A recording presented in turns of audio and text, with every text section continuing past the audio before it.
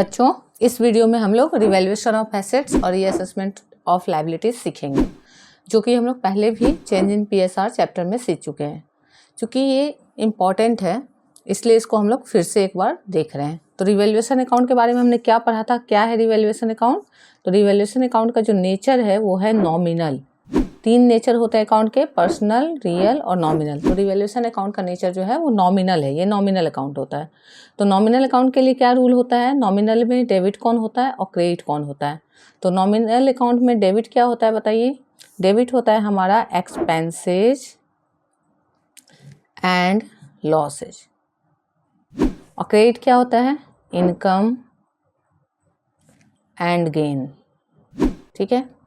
अब लॉस कब होगा बिजनेस को, जब कोई एसेट का वैल्यू रिड्यूस हो जाए तो लॉस है, और जब कोई लायबिलिटी बढ़ जाए तो लॉस है। ठीक है। रिवैल्यूएशन अकाउंट से रिलेटेड लॉस क्या है, एसेट का डिक्रीज होना या लायबिलिटी का इंक्रीज होना। गेन कब होगा बिजनेस को, अगर किसी एसेट का वैल्यू इंक्रीज हो जाए या कोई लायबिलिटी कम पे करना पड़े, तो वो जो डिक्रीज है, डिस्काउंट है, वही इसके लिए गेन है। यानी कि डिक्रीज इन एसेट और इंक्रीज इन लायबिलिटी लॉस है, तो लॉस है तो वो क्या हो जाएगा, डेबिट हो जाएगा, जैसा कि हमने यहाँ दिखाया है। और इंक्रीज इन एसेट और डिक्रीज इन लायबिलिटी गेन है, तो गेन है तो वो क्या हो जाएगा, क्रेडिट हो जाएगा। तो इसी को हमें क्वेश्चन में पहचानना है कि एसेट इंक्रीज हो रहा है या डिक्रीज हो रहा है, और लायबिलिटी है तो वो इंक्रीज हो रहा है या डिक्रीज हो रहा है। ध्यान यहाँ ये देना है कि हमें सिर्फ प्रॉफिट या लॉस को लेना है, कितना गेन है या कितना लॉस हुआ है। हमें ये नहीं लेना है कि उस एसेट का पुराना वैल्यू क्या था या नया वैल्यू क्या हो गया है। हमें उसके एग्जैक्ट वैल्यू से कोई मतलब नहीं है, कि वो यहाँ नहीं लेते हैं, वो बैलेंस शीट में लेते हैं। जो एग्जैक्ट वैल्यू होता है पुराना वाला पुराना बैलेंस शीट में, और जो नया है वो नया बैलेंस शीट में। लेकिन उस एसेट में क्या प्रॉफिट हुआ या क्या लॉस हुआ वो रिवैल्यूएशन अकाउंट रिकॉर्ड करता है। तो जब भी रिवैल्यूएशन अकाउंट बनाएंगे तो इसी एक पॉइंट को हम याद रखेंगे कि हमें सिर्फ यहाँ पे रिवैल्यूएशन अकाउंट में वो लेना है कि किस एसेट पे कितना लॉस हुआ है और कितना गेन हुआ है। तो अब हम लोग क्वेश्चन देख लेते हैं। क्या क्वेश्चन है, क्वेश्चन है pass journal entries to record the following transactions on the admission of a new partner. एक पार्टनर का एडमिशन हुआ है तो इन सब ट्रांजेक्शन के जर्नल करने हैं। अब ये कोई फुल क्वेश्चन नहीं है, इसको आप देखेंगे पॉइंट वाइज दिया है। ये केवल क्या चेक करा है आपका कि आपको रिवैल्यूएशन का ट्रांजेक्शन आता है कि नहीं। तो हर एक पॉइंट के लिए अलग अलग जर्नल करेंगे, लेकिन फुल क्वेश्चन में हमें सेपरेट जर्नल करना नहीं पड़ता है। जितना रिवैल्यूएशन लॉस है एक में ले लीजिए, जितना रिवैल्यूएशन प्रॉफिट है एक में ले लीजिए, और फिर ओवरऑल लॉस और प्रॉफिट को दिखा सकते हैं। ठीक है। तो पहला क्वेश्चन लेते हैं हम लोग। Land and building is under valued by ₹2000। तो यहाँ 2 चीज़ समझने का है, एक है कि अंडर वैल्यूड बोल रहा है और दूसरा है बाई बोल रहा है। ठीक है। इन 2 वर्ड को हमें ध्यान देना है कि लैंड एंड बिल्डिंग क्या एसेट है, और अंडर वैल्यू हो गया है, इसका मतलब ये नहीं कि वैल्यू कम हो गया है, इसका मतलब है कि उसका वैल्यू कम रिकॉर्ड हो गया है। ठीक है। और बाई मतलब कि 2 लाख से, बाई का मतलब से 2 लाख से कम रिकॉर्ड हो गया, मतलब कि जितना भी उसका वैल्यू है, हमें नहीं मालूम कितना वैल्यू है क्योंकि फुल क्वेश्चन नहीं है, बैलेंस शीट नहीं दिया है, मगर अगर वो 10 लाख है तो 8 लाख रिकॉर्ड हो गया है, अगर वो 7 लाख है तो 5 लाख रिकॉर्ड हो गया, मतलब 2 लाख कम रिकॉर्ड हो गया। अंडर वैल्यू का ये मतलब होता है। तो अगर आपका 7 लाख का लैंड बिल्डिंग है और 5 लाख रिकॉर्ड हो गया है, तो आप उसको कैसे ठीक करेंगे, 2 लाख और बढ़ा देंगे, यानी कि यहाँ एसेट इंक्रीज करना है हमें, कितना, A+ करना है 2 लाख से। ठीक है। तो ये अंडर वैल्यूड पॉइंट को मैं एक स्टार बना रही हूँ, आप याद रखिएगा कि स्टार पॉइंट है। बच्चे कई बार हड़बड़ी में इसको अंडर वैल्यू को डिक्रीज समझ लेते हैं, डिक्रीज नहीं है, इंक्रीज हो रहा है। Stock is over valued. अब यहाँ ओवर वैल्यू हो गया, मतलब ज़्यादा रिकॉर्ड हो गया वैल्यू, जितना है उससे ज़्यादा। ठीक है। तो ओवर वैल्यूड वर्ड को आप ऐसे समझिए जैसे ओवर कॉन्फिडेंस। अगर कोई ओवर कॉन्फिडेंस है तो उसको क्या करना चाहिए, और बढ़ाना चाहिए कॉन्फिडेंस को या कम करना चाहिए, तो कम करना चाहिए। तो ये नहीं कि यहाँ एसेट ओवर वैल्यू हो गया है तो एसेट को रिड्यूस करना है वैल्यू। ठीक है। यानी ये लॉस है रिवैल्यूएशन के लिए। ठीक है। और यहाँ अंडर वैल्यू था, जैसे कि कोई अंडर कॉन्फिडेंट है तो उसको बढ़ाना चाहिए, तो प्लस है। तो कितना से, तो यहाँ भी बाई दिया है ना, यानी कि बट यहाँ परसेंट दिया 20%। अब जैसे ही यहाँ 20% दे दिया तो यहाँ एक फॉर्मूला लगेगा, वो फॉर्मूला होता है rate by 100 plus rate. Over value के लिए होता है रेट बाय 100 प्लस रेट, और अंडर वैल्यू के लिए अगर परसेंट होता है, यहाँ तो है नहीं परसेंट, तो रेट बाय 100 माइनस रेट होता। ठीक है। तो बुक वैल्यू दिया हुआ है उससे कैलकुलेट होगा। Provision is to be made. Provision का मतलब होता है लायबिलिटी। ठीक है। ये क्या था, A- था, और यहाँ प्रोविजन का मतलब क्या होता है, लायबिलिटी, यानी L है। मेड मतलब क्रिएट कर रहे हैं, तो प्लस हो रहा है, L+ हो रहा है। ठीक है, प्रोविजन फॉर कंपनसेशन कितना 20,000 एक्स एम्प्लॉय के लिए। तो इसमें हमारे काम का क्या चीज़ था, हमारे काम का था कि प्रोविजन क्रिएट हो रहा है किस चीज़ के लिए, कंपनसेशन के लिए 20,000 एक्स एम्प्लॉय के लिए हो या किसी भी चीज़ के लिए हो, प्रोविजन लायबिलिटी ही होगा। Sundry debtors appear in the books, books मतलब बैलेंस शीट, बैलेंस शीट में सन्ड्री डेटर है 1,50,000। They are estimated to produce not more than 1,30,000, लेकिन लग रहा है कि 1,30,000 से ज़्यादा नहीं आएगा। तो एस्टिमेटेड मतलब ऐसा लग रहा है, तो लग रहा है अगर, तो फिर हमारा जो अकाउंटेंसी का प्रूडेंस कॉन्सेप्ट था 11 में, वो क्या कहता था कि अगर आपको लग रहा है कुछ लॉस होना है तो प्रोविजन कीजिए, यानी यहाँ एक प्रोविजन करना है। और प्रोविजन का मतलब होता है लायबिलिटी, किसके लिए प्रोविजन करना है, डेटर, तो प्रोविजन फॉर बैड डेट होगा, ठीक है, या डाउटफुल डेट लिख सकते हैं आप। तो कितना हो जाएगा ये, 1,50 है और 1,30 मिलने का चांस है, यानी कितना पेड आउट हो रहा है 20,000, तो 20,000, तो ये L प्लस हो रहा है, ठीक है, ये क्या हो रहा है L प्लस। नेक्स्ट क्या है question, creditors include an amount of 10,000 received as commission, commission मिला था और गलती से क्रेडिटर में जोड़ दिए। क्रेडिटर और कमीशन में क्या डिफरेंस है, क्रेडिटर का मतलब है उसको वापस पे करना पड़ेगा और कमीशन मिला है तो पे नहीं करना पड़ेगा, यानी कि 10,000 अब पे नहीं करना होगा। तो यहाँ क्या हो रहा है, लायबिलिटी कम हो रहा है, L माइनस हो रहा है। तो क्रेडिटर के लिए क्या लिखेंगे, L माइनस, से प्रोविजन L प्लस था, ये L माइनस हो रहा है, ठीक है, यानी एक लायबिलिटी कम हो रहा है, गेन है बिजनेस के लिए। Value of machinery is to be decreased, अब यहाँ देखिए डिक्रीज करना है, डायरेक्टली बोल दिया कि डिक्रीज करना है, यानी ये माइनस करना है। टू का मतलब होता है कि ये एग्जैक्ट वैल्यू दे दिया आपको, और हमें वैल्यू नहीं लेना है, हमें लेना है लॉस और प्रॉफिट, ठीक है। तो 2 का मतलब क्या है, वैल्यू है। तो बोल रहा है कितना हो गया 120, और बुक में कितना था 2 लाख, तो 2 लाख से 120 हो गया, तो यानी लॉस कितने का हुआ 80,000। तो यही 2 और बाई में ध्यान देना है। बाई मतलब आपको डायरेक्ट लॉस प्रॉफिट दिया है, ठीक है, बाई मतलब डायरेक्ट लॉस प्रॉफिट दिया है, और 2 मतलब वो एग्जैक्ट वैल्यू दिया है, आपको लॉस प्रॉफिट निकालना है। तो 80,000 आ गया। दूसरा question, value of machinery decrease by, यहाँ दिया बाय, बाय का मतलब यही लॉस है, बाय मतलब यही लॉस है, तो ये -120 हो जाएगा, ठीक है। Expense of revaluation account, revaluation का एक्सपेंस है तो रिवैल्यूएशन अकाउंट डेबिट होगा, एक्सपेंस है, ठीक है। और कौन पे कर रहा है, पार्टनर, तो 2x कैपिटल हो जाएगा, x कैपिटल क्रेडिट। अब इसको हम लोग सम बना के देखेंगे, एक्सप्लेन कर दिया मैंने पूरा क्वेश्चन। अगर हम लोग क्वेश्चन पे पूरा फोकस करते हैं, क्वेश्चन को ध्यान से समझ लेते हैं, तो सॉल्यूशन आसान हो जाता है।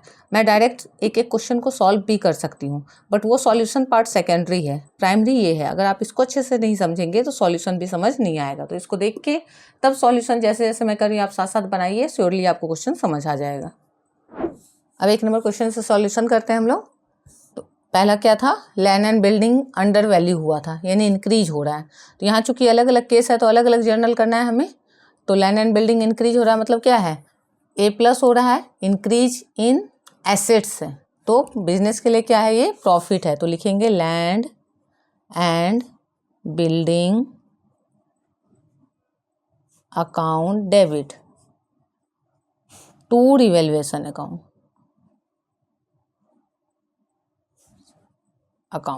ठीक है, टू रिवैल्यूएशन अकाउंट। कितना से हो रहा था, 2 लाख। इसको याद करने का और एक तरीका है, अगर आप रियल अकाउंट का रूल याद रखें कि रियल अकाउंट का रूल क्या था कि debit what comes in, credit what goes out. तो अगर हमारा लैंड एंड बिल्डिंग एसेट है, इंक्रीज हो रहा है, यानी आ रहा है बिजनेस में, तो डेबिट होगा, तो वो डेबिट होगा तो रिवैल्यूएशन क्रेडिट होगा। तो ये क्यों किया हमने लैंड एंड बिल्डिंग को डेबिट, क्योंकि ये A प्लस हुआ है, ठीक है। नरेशन क्या लिख देंगे, नरेशन ऐसे लिख सकते हैं आप, increase in land and building recorded, हाँ। और चूंकि हम लोग फुल क्वेश्चन में जाते हैं इसको बनाते हैं तो डायरेक्टली लिख देते हैं कि A प्लस रिकॉर्डेड, ठीक है। नेक्स्ट क्वेश्चन, क्योंकि नरेशन लिखना मस्ट है, मगर नरेशन के लिए स्पेसिफिकली अलग से मार्क्स नहीं है, नहीं लिखते हैं तो वो मार्क्स कटने का चांस रहता है। अब क्या है, स्टॉक इज ओवर वैल्यूड, तो स्टॉक यहाँ डिक्रीज हो रहा है, तो डिक्रीज हो रहा है तो क्या हो गया, बिजनेस को लॉस हो गया। तो अब क्या लिखेंगे, रिवैल्यूएशन अकाउंट डेबिट होगा, revaluation account debit to stock account. कितना से डिक्रीज हुआ है, तो यहाँ कैलकुलेट करना होगा। तो कैसे कैलकुलेट करेंगे हम लोग, तो हम लोग लिखेंगे कि वैल्यू है 60,000, 60,000 इंटू रेट है 20, ओवर वैल्यू का मतलब होता है रेट बाय 100 प्लस रेट, यानी 20/120, ठीक है। तो इस चीज़ को याद रखेंगे, इस पॉइंट को। तो 2 6 जा तो 6 1 जा, तो कितना आ गया 10,000। तो यानी कि यहाँ स्टॉक 10,000 से रिड्यूस हो रहा है, 10,000। इस पॉइंट को अच्छे से याद रखेंगे। और इसका मैंने प्रीवियस शॉर्ट्स बनाए हुए हैं, तो वो आप देख सकते हैं। और अगर आपको डाउट हो तो मुझे मैसेज कीजिएगा, तो मैं फिर से इसका शॉर्ट्स बना के भेज दूंगी इस कैलकुलेशन का। नरेशन क्या हो जाएगा यहाँ, ए minus recorded.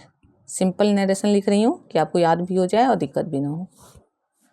Next third question क्या है, प्रोविजन इज मेड। तो प्रोविजन क्या है, लायबिलिटी क्रिएट हो रहा है, लॉस है बिजनेस के लिए, तो revaluation account debit. Nominal account में क्या होगा, जब भी लॉस होगा तो डेबिट हो रहा है। 2 किसकी वजह से लॉस हुआ है, प्रोविजन फॉर कंपनसेशन।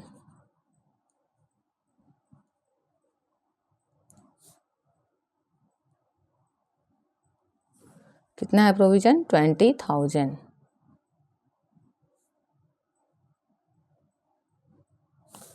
नरेशन क्या हो जाएगा, एल प्लस रिकॉर्डेड। ये लायबिलिटी में इंक्रीज हुआ, ठीक है।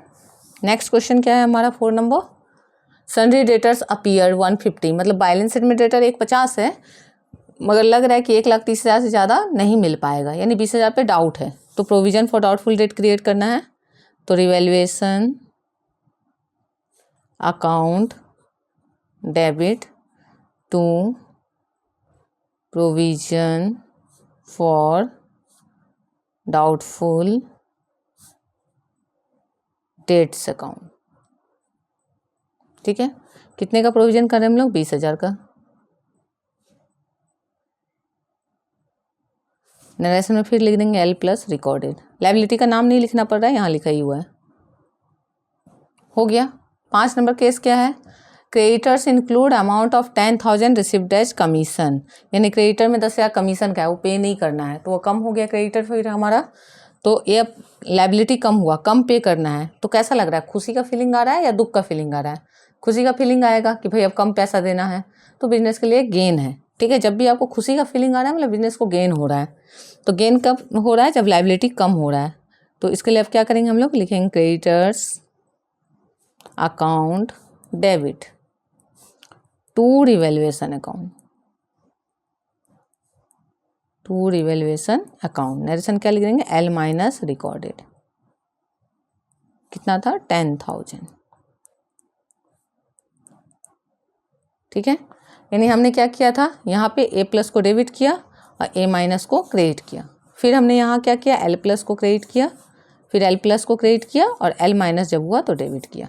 तो इस तरह से पूरा एनालाइज करके बनाना है, ये नहीं कि बस बनाते जा रहे हैं और लास्ट में समझ ही नहीं आ रहा कि कैसे हुआ, ठीक है।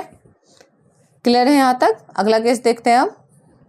6 नंबर में क्या है, value of machinery is to be decrease to 1,20,000। तो 2 का मतलब मैंने क्या बोला कि एग्जैक्ट वैल्यू दिया है, कि नया वैल्यू दिया है, और हमें चाहिए गेन या लॉस।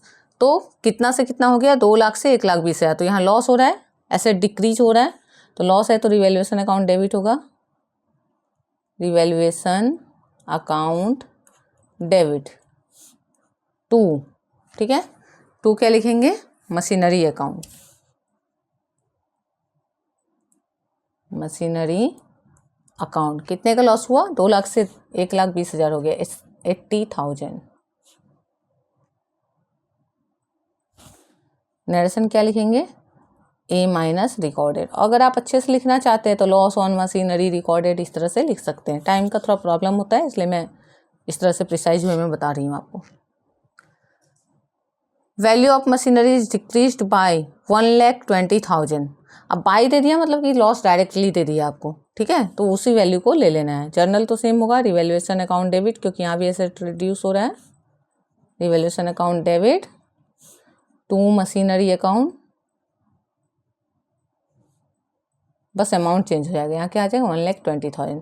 किसकी वजह से चेंज हुआ, एक वर्ड की वजह से, वो जो 2 से बाई बन गया उसकी वजह से।